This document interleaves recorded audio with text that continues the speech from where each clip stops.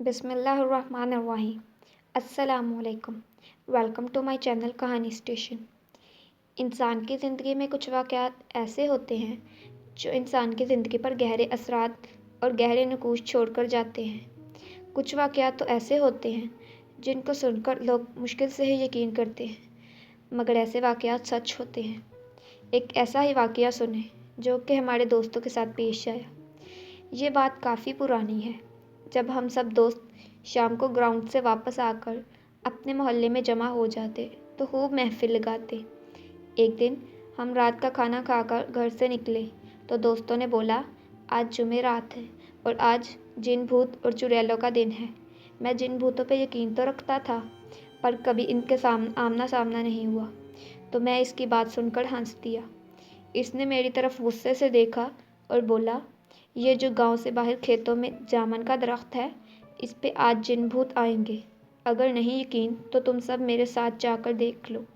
हम सब ने हामी भर ली और इसके साथ चलने को तैयार हो गए। मैं इस दोस्त का नाम बताता चलूं। यहाँ इसका नाम नदीम था और वो अक्सर रात को अकेला खेतों में घूमता रहता था। इसलिए इस पे कुछ दोस्तों ने यकीन कर लिया, पर मैंने यकीन नहीं किया। हम 5 दोस्त थे जिसके नाम थे आबिद, नासिर, साजिद, मुदस्सर और नदीम। जैसे ही ईशा की अजान हुई, हम निकल पड़े इसके साथ खेतों में जिन भूत देखने। रात काफ़ी गहरी हुई चली जा रही थी, डर भी लग रहा था। अभी हमें चलते हुए 10-15 मिनट ही गुजरे थे कि एक खेत से बकरी के छोटे बच्चे के बोलने की आवाज़ आई।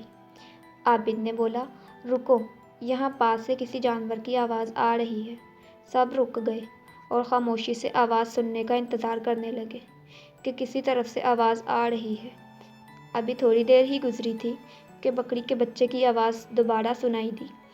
नदीम ने फ़ौरन बोला, आवाज़ इस तरफ से आ रही है, जो 2-4 खेत छोड़कर ही बरसन का खेत था। आवाज़ वहाँ से आ रही थी। सर्दियों के दिन थे और इन दिनों में बरसन आम होता है। सब दोस्त इस तरफ जाने लगे तो नासिर ने बोला, छोड़ दो यार, जो भी हमें है, हमें क्या लेना देना इससे। हम जिस काम के लिए जा रहे हैं, इस तरफ चलो। पर कोई भी नहीं माना और बरसन के खेत की तरफ बढ़ने लगे। सब ही वहाँ जाकर देखा तो एक छोटा सा बकरी का बच्चा वहाँ खेत में बैठा था। हम में से कोई कुछ बोलता इससे पहले ही नदीम ने कहा, लगता है जो यहाँ बकरियाँ चरवाने आते हैं, इनका रह गया होगा।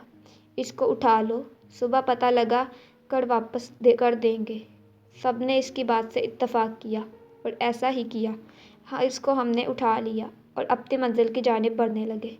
रात काफ़ी गहरी होती चली जा रही थी और हमारे डर में मज़ीद इजाफा हुआ जा रहा था, क्योंकि खेतों में तरह तरह के जानवर की आवाज़ें आ रही थीं।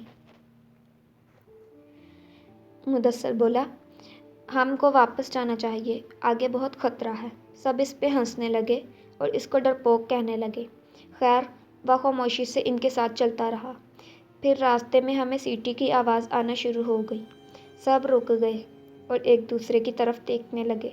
डर सबके चेहरे से साफ नज़र आ रहा था, पर कोई भी ये नहीं चाहता था कि हम वापस जाएं और अल्लाह का नाम लेकर इस जामन के दरख्त की तरफ बढ़ने लगे। अभी थोड़ी देर ही गुजरी थी कि हमें चलते हुए तो सामने ही वो दरख्त नज़र आ गया। हम सब दोस्त इस दरख्त से थोड़ा हट कर बैठ गए।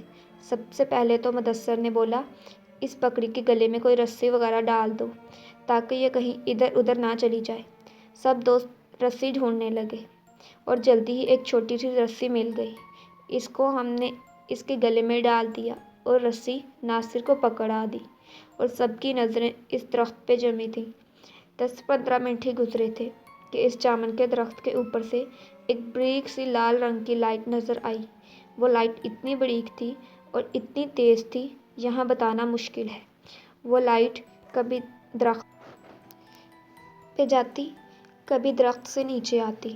हमारा खौफ के मारे बुरा हाल हो रहा था और साथ ही पुरअसरार आवाज़ें आना शुरू हो गई। हम सब ने ऊंची आवाज़ में विर्द पढ़ना शुरू कर दिए।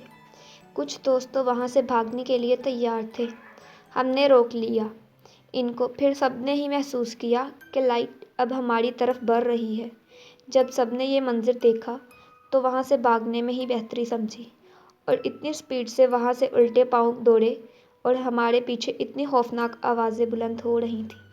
بس یہی محسوس ہو رہا تھا جیسے وہ بالکل ہمارے پاس ہی ہیں اور کسی بھی لمحے وہ ہم سب کو نقصان پہنچا سکتی ہے۔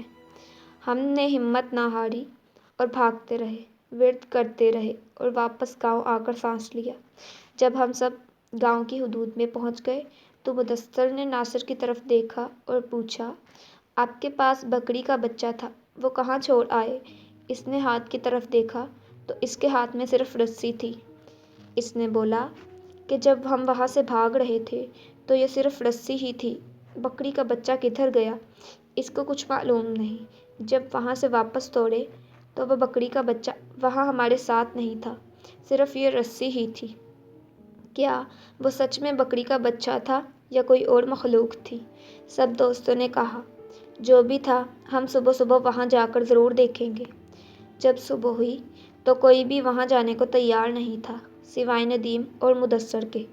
وہ دونوں کھیتوں میں گئے اور اسی جگہ گئے تو انہوں نے وہاں بکری کے بچے کو مرا ہوا پایا جو جامن کے درخت کے بالکل قریب پڑا تھا۔ اس کی صرف ہڈیاں ہی ہڈیاں نظر آ رہی تھیں۔ اس بکری گوشت کا کوئی نام و نشان بھی نہیں تھا۔ وہ دونوں سمجھ چکے تھے رات کو جو کچھ بھی ہوا وہ ان کا وہم نہیں تھا۔ اس درخت پہ واقعی کچھ ایسا تھا جو ندیم نے بولا تھا۔ اس کے بعد واپس آ گئے اور کبھی بھی رات کے ٹائم باہر گھومنے سے توبہ کر لی۔ ختم شد۔